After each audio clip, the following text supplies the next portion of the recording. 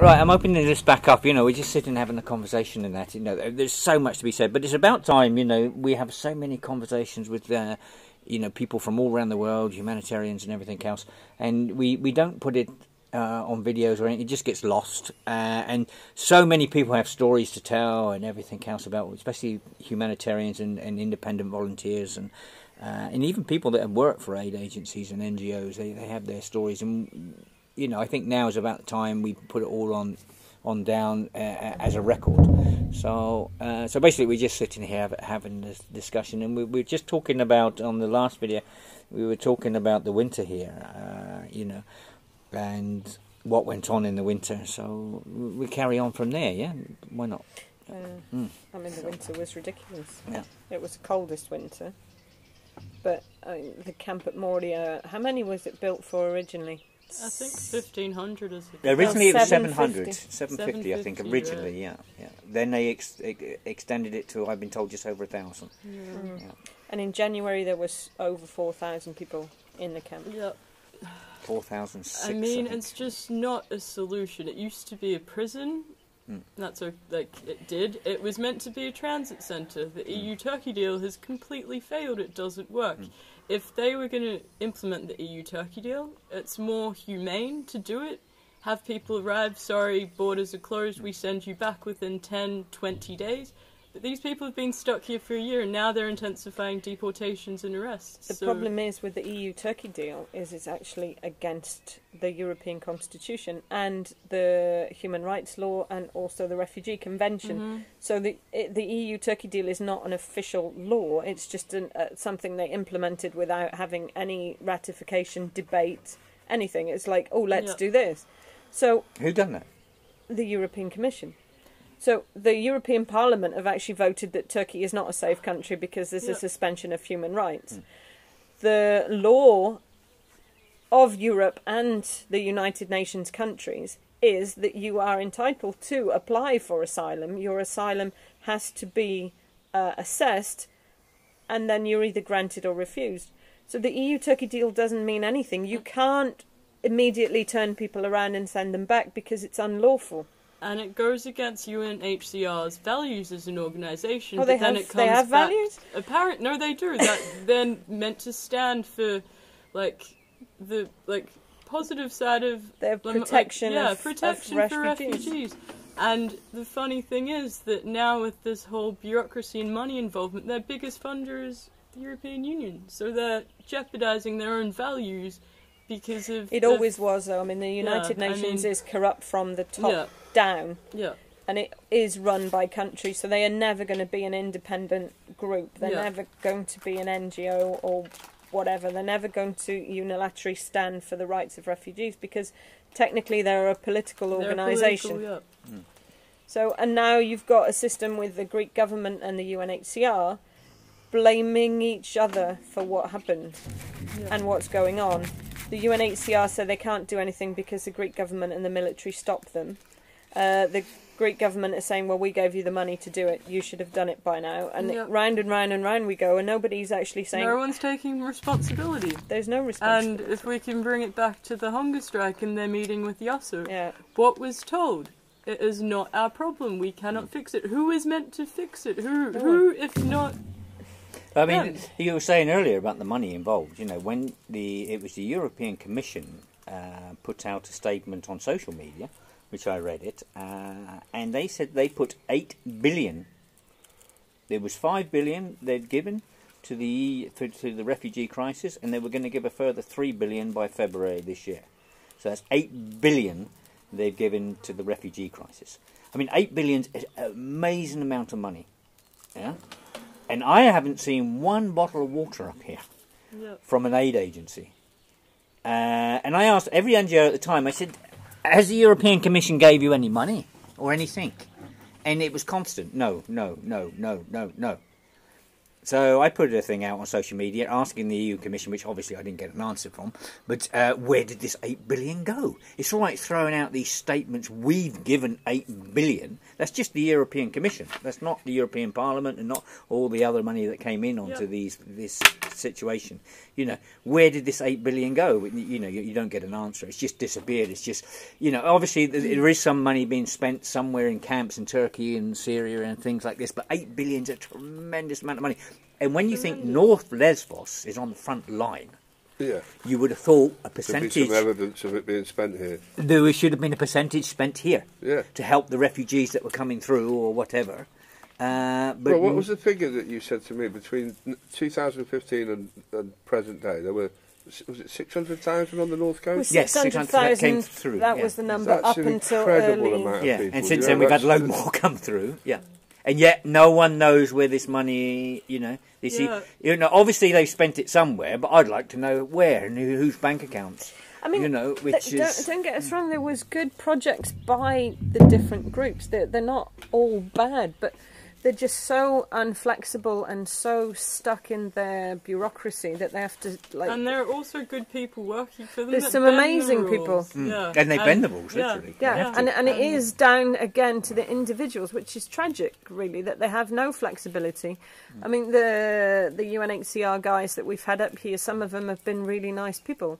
But they have their rules that they can't cross. They can't get involved with beach landings. They couldn't actually rescue someone from the sea, because they're not insured, so they'd lose their job. Yeah. We've actually had a boat come in that's flipped over, and there was 2 UNHCR standing on the beach. Even the photographers and everyone put their cameras down, and the reporters put the microphones down, and they all ran in to help the women and children to save their lives. At that point, and these two guys stand there. You have to become a human being, not just an NGO. Yeah, But I said, "What are you doing?" I said, "What are you doing?" When I came out with the first child, and they said, "It's protocol. It's our protocol." And I told them where to go. You know, basically, yeah, of course, you shouldn't be here. But when when they started to get permission to transport people, I mean, a lot of money went on that. So there was money came from that side. So the IRC were transporting people from Olivos. So they were running buses every day. So in October it was like unbelievable. I mean, we were getting anything from sort of 4,000 to 12,000 people every day.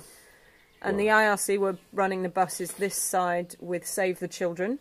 So that's a lot of money went on that. UNHCR. No, that was the other side from Scales Caminio was Médecins Sans Frontières, and the UNHCR worked together and paid for the buses over that side. And then the MSF camp, again, it was one person. The transit zone was amazing in Madamedos.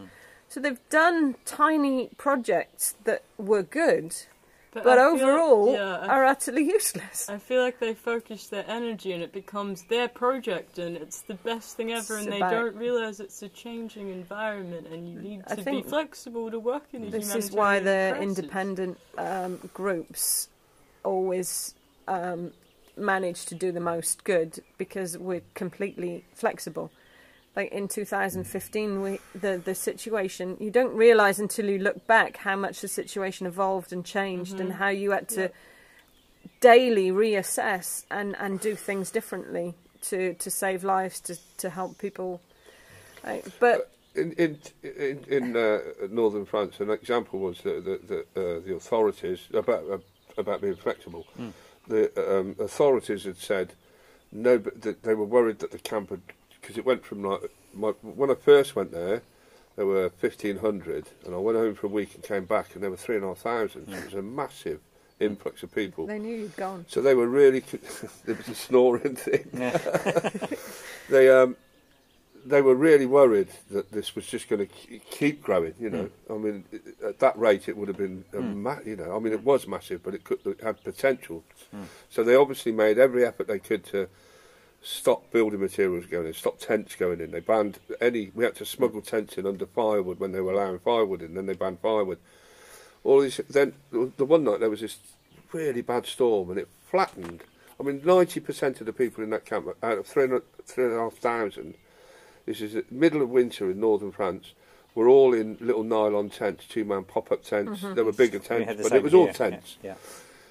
This wind ripped through the place and it destroyed hundreds and hundreds of tents, and they wouldn't bend the rules to allow us to take tents in to replace the ones that were flattened. And so you've got maybe upwards of 1,500 people were overnight their tents were ruined, everything they owned was ruined. but the authorities had been told, you know, this is the rule we've got in place at the moment, that the camp isn't going to extend. They couldn't adapt to the fact that there'd been a fucking storm and it had flattened half the camp.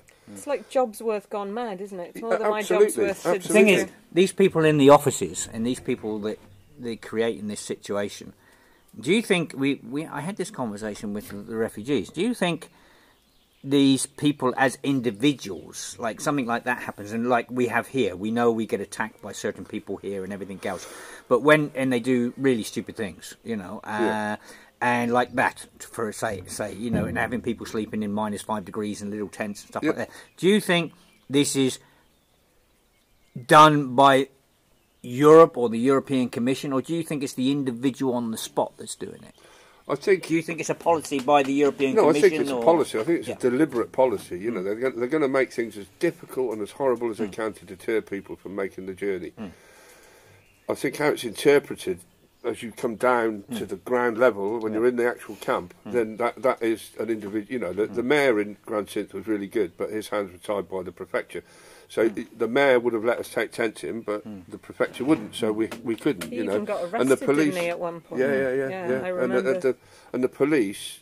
I mean, I'm not anti-police, but you know, I've never have been. But you know, my experience of the police in northern France was they were just sadistic. You know, they took pleasure in what they were doing, and they were, you know, they were taking the letter of the law to the absolute, you know, nth degree. You know, they were.